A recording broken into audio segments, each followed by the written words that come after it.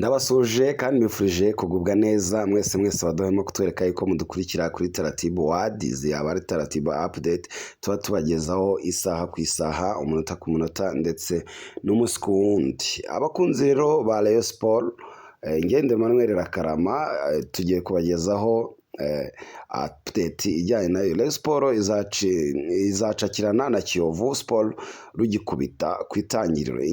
Rero ni ingengabihe ya shampiyona y'u Rwanda ya 2025-2026. Urwego rutegura shampiyona y'icyiciro cya mbere mu Rwanda Premier League, rwatangaje ingengabihe y'uko amakipe azahura mu mikino ibanza mu mwaka wa 2025-2026, aho ku munsi wa mbere Rayon Sport izatangira yikiranura na mukeba wayo Kiyovu Sport. Nk'uko Kiyovu Sport yajyaga ibivuga, Kiyovu Sport buriya ngo niyo yakuye i Nyanza Rayon Sport.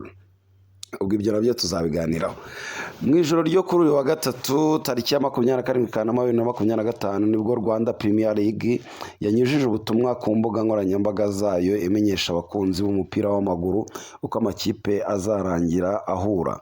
Shampiyona y'u Rwanda izatangira kuwa 12 Nzeri 2025 ubwo Gorilla FC izaba yakiriye AS Muhanga yazamutse mu cyiciro cya mbere nyuma yo kwitwara neza muri shampiyona y'icyiciro cya kabiri cya 2024-2025.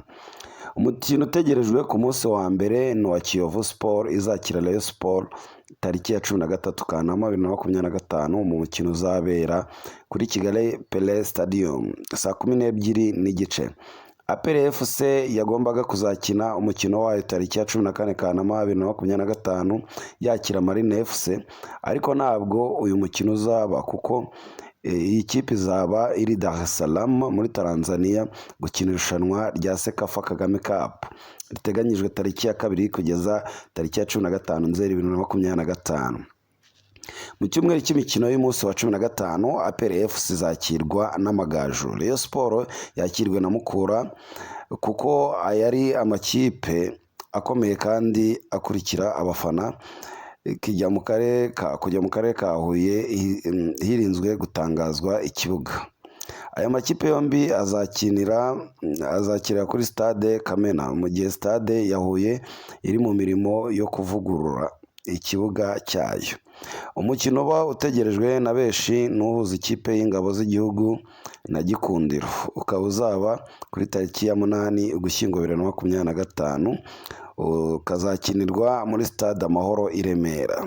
Igikombe cya shampiyona giheruka cyegukanywe na APR, murabizi, kikaba icya gatandatu yikurikiranye ndetse n'icya 23 mu mateka yayo kuva yashingwa. Ngayo nguko rero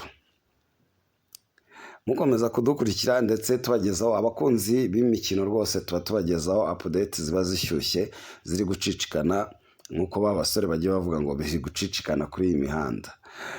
Ibiganiro byacu nakagaruka nkubwira yuko utari wakanda subscribe wabikora nonaha, ndetse ugakanda like, comment aba ari ingenzi kabisa, natwe mukadushyigikira, dore nta kindi tuba tubasabye n'ibyo byonyine, gukanda subscribe ugashyiraho comment ugakanda like ukasuba wasangiza na mugenzi wawe nimba ufite umwanya.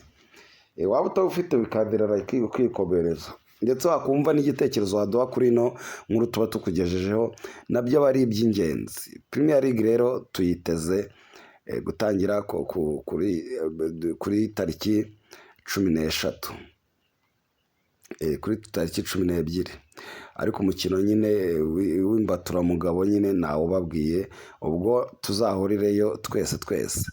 Ibiganiro byacu nakagaruka, ngende Emmanuel Rakarama, ciao ciao.